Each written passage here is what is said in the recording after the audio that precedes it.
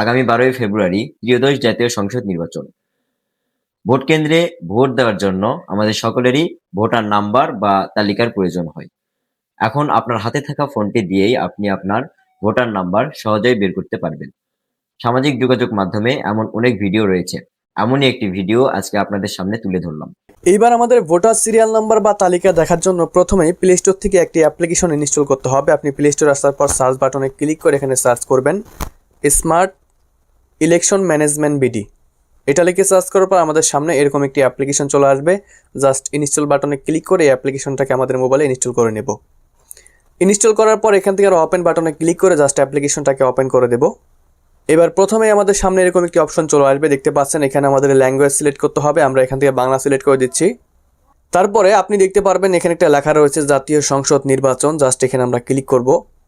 এখানে ক্লিক করার পর আপনি কিন্তু বর্তমান নির্বাচনের সকল ডিটেলস এখান থেকে দেখে নিতে পারবেন। সো কিভাবে দেখবেন, যেমন আপনার বিভাগটা এখান থেকে আপনি সিলেক্ট করবেন। করার পর দেখতে পাচ্ছেন এখানে হচ্ছে আবারও আপনার বিভাগের নামটা লেখা থাকবে। সো এখান থেকে হচ্ছে আপনি আপনার এরিয়াটাকে সিলেক্ট করে দিবেন।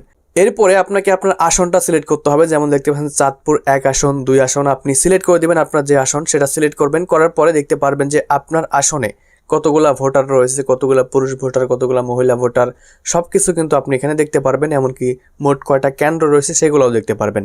এমনকি আপনার আসনে কতগুলা প্রার্থী রয়েছে সেই প্রার্থীর ডিটেলস, নাম, সব কিছু কিন্তু আপনি এখানে দেখতে পারবেন।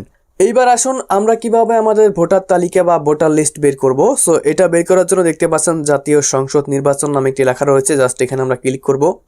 এখানে ক্লিক করার পর নিচের দিকে দেখতে পারবেন একটা লেখা রয়েছে ভোট কেন্দ্র খুঁজুন। জাস্ট এখানে আমরা ক্লিক করব।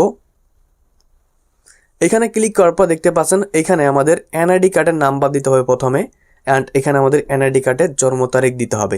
আপনি হচ্ছে প্রথমে আপনার এনআইডি কার্ডের নাম্বারটা এখানে বসাবেন, অ্যান্ড এনআইডি কার্ডের মধ্যে যে আপনার জন্ম তারিখটা রয়েছে সেটা আপনি সঠিকভাবে এখানে বসায় দিবেন, অ্যান্ড নিচের দিকে সার্চ বাটনে একটা ক্লিক করবেন। তো বন্ধুরা, সার্চ বাটনে ক্লিক করার পর আপনাদের সামনে এরকম একটি অপশন চলে আসবে। দেখতে পাচ্ছেন প্রথমেই লেখা রয়েছে আপনার ভোটার নং অ্যান্ড আপনার ভোটিং ক্রমিক নম্বর। সো এই যে আপনার ভোটিং ক্রমিক নম্বর যে রয়েছে, তো এই ক্রমিক নম্বরটা নিয়েই কিন্তু আপনাকে হচ্ছে ভোট কেন্দ্রে প্রবেশ করতে হবে। আপনি হচ্ছে একটা সাদা কাগজের মধ্যে হচ্ছে এই ভোটিং ক্রমিক নম্বরটা লিখে নিয়ে হচ্ছে আপনি ভোট কেন্দ্রে যাবেন, অ্যান্ড এই নাম্বারটা দিয়ে হচ্ছে আপনি ভোট দিতে পারবেন।